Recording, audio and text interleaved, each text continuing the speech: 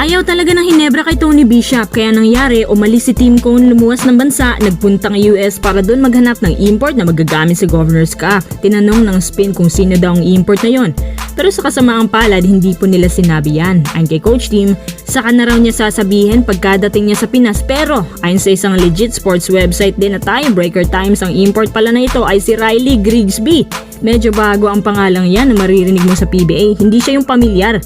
Balit si Coach Tim, pumili ng import na magiging temporary replacement lamang umano dahil kapag gumaling na ng tuluyan si JB, ibabalik pa rin daw nila to bilang kanilang original import. Nakapabor sa Hinebra na matagal pa bago magsimula ang kanilang schedule. Kundi ako nagkakamalang, Hinebra nilagay ng PBA sa Group A na kung saan dito din maglalaban-laban ang lahat ng bigger teams na niline up para may chance naman daw sa semis ang mga independent teams.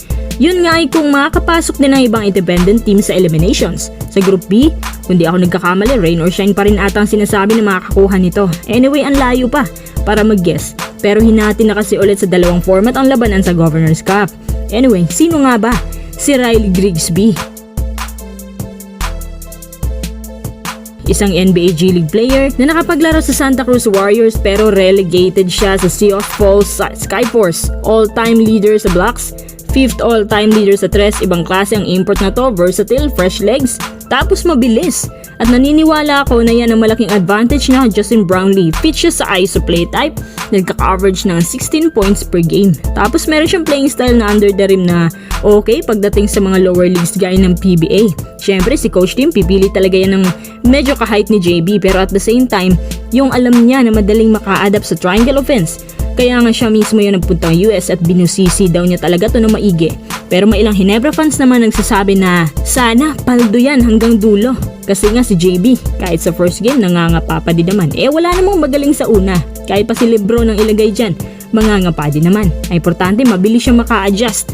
May iba na nagsasabi na mahina daw yan kasi hindi nag-NBA. Well, hindi natin malalaman hanggat di maglalaro. Actually, base sa obserbasyon ko at mga highlights niya, si Grigsby na siguro ay isa sa mga magiging notable import sa Hinebra. At di pa natin alam kung makaka-adjust na mabilis, pero malaki din ang kutob ko na baka siya na ang ipapalit kay JB once na mag-retire. Ang daming nagsasabi na analyst na nakabingwit daw si Coach Tim na Class A performer. Hindi naman yan sa kung gaano siya kagaling. Ang magmamatter dyan kung gaano siya ka-fit sa triangle.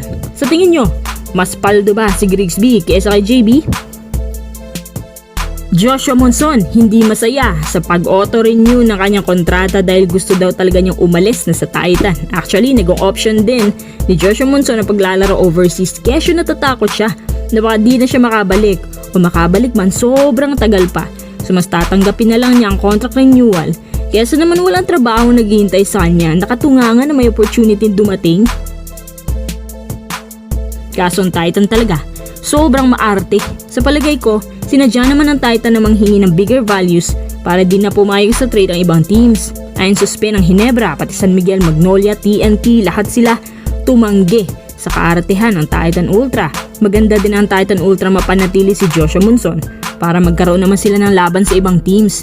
Kasi kapag si Monson pinagpalit sa ibang players na hindi kasing promising gaya niya, mas magiging kawawa sila. Paano hindi naman kasi papayag ang ibang teams? Gustong makuha ng Titan si Jordan Heading, tapos may kasama pang future picks. Sa San Miguel naman, ang gusto pure shooter na gaya daw ni CJ Perez. Sa Magnolia, ang gusto nila si Jerome Lastimosa. Sa Hinebra naman si Stephen Holt. Masyado talagang nakakahalata itong Titan Gayun pa man, kahit di masaya si Monson sa renewal niya, magpapasalamat na lang siya na may trabaho siya at sumasahod. Kasi kung ibibigay naman siya sa mas mababang team, mas mababa magpasahod, baka pagsisihan pa niya.